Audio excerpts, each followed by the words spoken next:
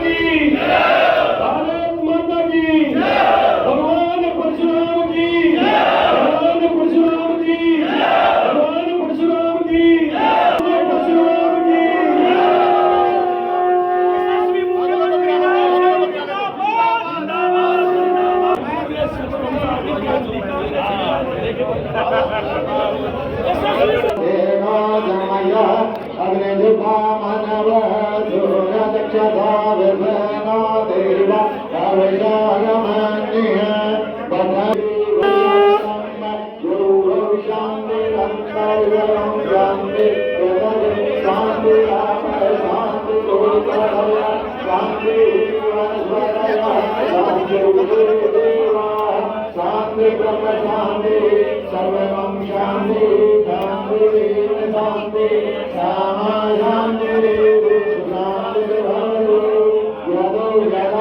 आज हरियाणा प्रदेश के लोगों ने बिल्कुल आंकलन किया है।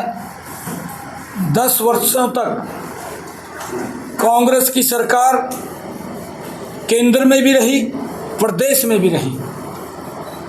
दोनों सेंटर और प्रदेश में सरकार होने के बावजूद देश भी पीछे गया है, प्रदेश भी पीछे गया है। विकास नहीं हो पाया, भ्रष्टाचार बढ़ा है। अगर आप देखेंगे उस समय का कार्यकाल, केंद्र में भी घोटाले, प्रदेश में भी घोटाले।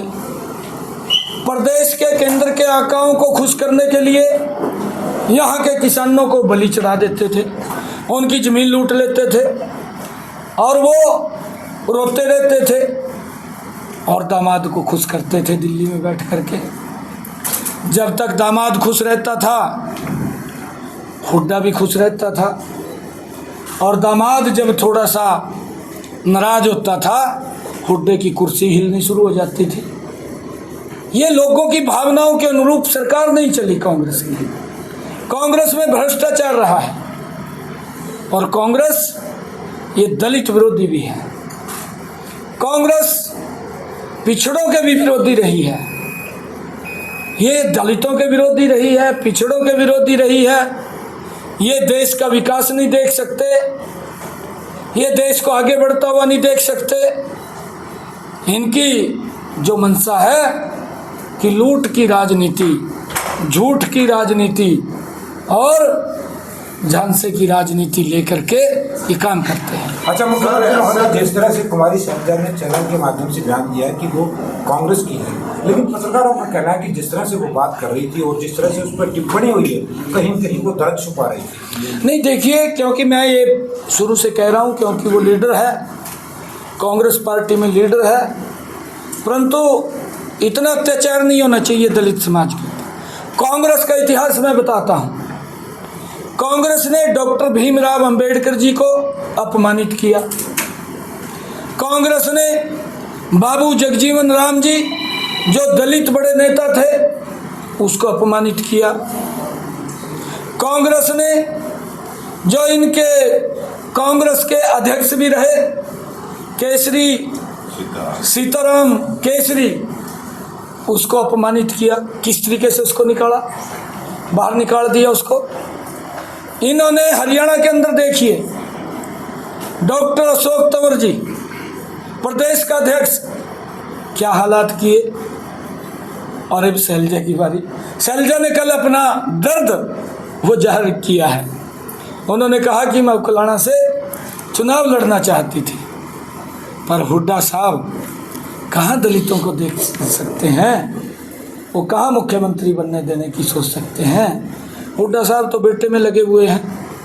भाई लगी है, इच्छा तो कर सकता है, वो नेता है, हमारे विचार से नहीं जुड़ी है, कांग्रेस के विचार से जुड़ी है, हमें कोई आपत्ति नहीं है। परंतु दलितों के ऊपर जो दलितों के सम्मान का हवा भरते हैं, जो उनको दलितों के हितैषी होने का दावा करते हैं, उनका चरित्र, उनका चेहरा आज देश के सामने है।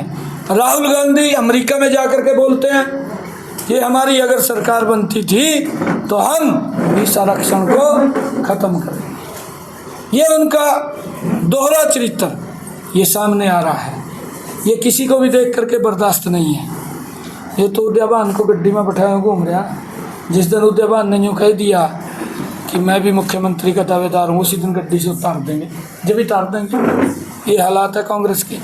ये कांग्रेस दलितों के विरोधी है। दलितों को ये तो खाली वो समझती है कि अपना वोट बैंक, कि हमारा वोट बैंक है। हमने कहा भी है, कांग्रेस इतने लंबे समय तक देश के ऊपर राज किया है, दलितों के लिए क्या क्या काम किए हैं बताने का काम करे। सर, पिता पुत्र दोनों ही चुनाव प्रचार में घूमे हुए हैं। जो इनके प्रत्याशी हैं वो इन्हीं का इंतजार। यहाँ पिता पुत्र, वहाँ माँ बेटा, इससे आगे तो सोच ही नहीं किसी की, इससे आगे किसी की सोच नहीं है। ये परिवारवाद के अंदर धंसे हुए लोग हैं, भ्रष्टाचार की दलदल में फंसे हुए लोग हैं, और गठबंधन भी ऐसे व्यक्ति से करते हैं कि जो इनसे बड़ा भ्रष्टाचारी हो उससे करते हैं। अभी मंशा सामने आए, इनके एक प्रत्याशी विधायक है जो कहने लगा कि सरकार आ रही है, जैसा कि इनके पास कहीं से आकाशवाणी आ गई हो, कहा सरकार बन रही है। पहले तो अपना घर भरूंगा, फिर जो मेरे साथ लगे हुए हैं नज़दीक उनका भरूंगा, जनता बाढ़ में जाए। ये सोच लेकर के काम कर रहे हैं। आज मुझे खुशी है, आज मैं ब्राह्मण समाज के बीच में आया था। ब्राह्मण समाज के पूरे हरियाणा प्रदेश से जो हमारे खापों के प्रधान हैं, जो हमारे जिलों के प्रधान हैं, जो हमारे बड़े प्रबुद्ध जन ब्राह्मण समाज के लोग थे, आज उनके बीच में आया हूँ। और उन्होंने एक मुश्त भारतीय जनता पार्टी को समर्थन देने का ऐलान किया है।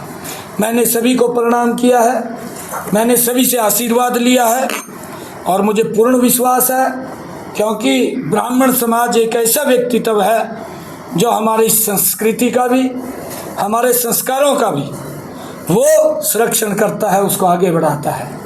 आज मोदी जी के नेतृत्व में सरकार भी इसी प्रकार की है कि जो हमारी संस्कृति, हमारे संस्कारों का संरक्षण करते हुए उसको आगे बढ़ा रही है। आज मुझे खुशी है कि ब्राह्मण समाज ने एक बड़ा आशीर्वाद आज दिया है, और मैं दिल से ब्राह्मण समाज का धन्यवाद करता हूं। हमने कहा है 8 तारीख के बाद जो भी समाज के पूर्वजन जो भी विषय मेरे ध्यान में लाएंगे या जो भी मेरे से बात करेंगे, उस काम को हम प्राथमिकता के आधार पर पूरा करने का काम करेंगे। और अभी जी पूछ लीजिए। भूपेंद्र सिंह हुड्डा ने अब तो बयान दे दिया कि योग्यता के आधार पर नौकरी दी। भूपेंद्र सिंह हुड्डा का बयान आया है कि जो 2 लाख नौकरियां वो योग्यता के आधार पर दी। उनका क्या करैक्टर था जो उनका झूठ का पुलिंदा आया? एक भी उनका प्रत्याशी बोलता है, हुड्डा साहब ने बोल दिया 2 लाख नौकरियां आएंगी, मेरे हिस्से में 2000 आती हैं, हिस्सा भी से बंट रहा। एक बोलता है जितना मेरा हिस्सा होगा उतना लूँगा। ये तो मंशा 2014 से पहले से भी ज़्यादा खतरनाक दिखाई दे रही है। ये तो बोलते कुछ हैं, करते कुछ हैं, कोई बात में आने वाला नहीं है। हुड्डा साहब के तो फ्यूज उड़ गए, अब कुछ बचा नहीं है, अब नहीं बचा। 8 तारीख के बाद कांग्रेस पार्टी साफ हो जाएगी, भारतीय जनता पार्टी बड़े मैंडेट के साथ आ रही है।